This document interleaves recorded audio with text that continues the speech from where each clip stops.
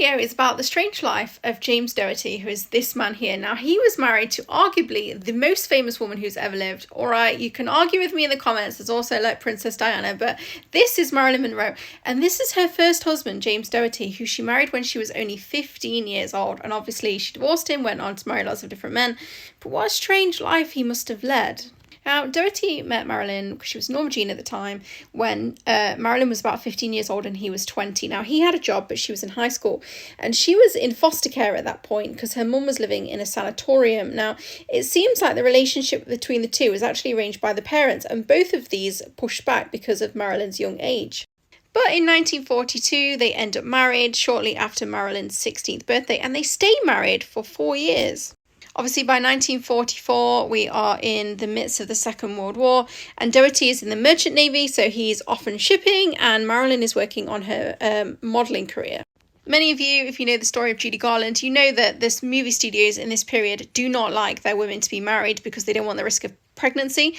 And so by 1946, there's a real pressure on Marilyn to kind of dump him if she wants to continue her career. And in 1946, she files for divorce.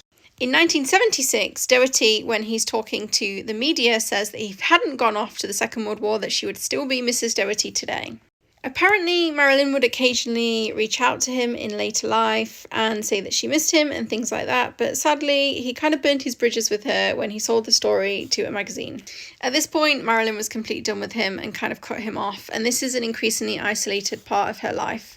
In the remaining period, Doherty has now left the Navy, he's in the police force, and he eventually works up to being a detective.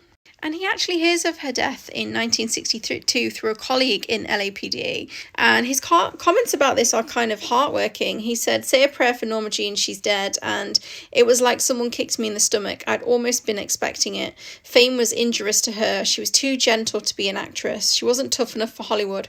And once someone starts getting into pills, uppers and downers, she was the way she was. People can go downhill. They can't sleep, so they take more and more pills." This was his comments in 2002. Obviously, he hadn't had a relationship with her properly for a really long time by that point, so you kind of have to kind of take it with a pinch of salt. But it's a really interesting man who was alongside one of the most famous women of the 20th century. I hope that you enjoyed this video, guys. Do check out my YouTube channel because there's loads of cool stuff on there, and wherever you are in the world, I hope you have a great day.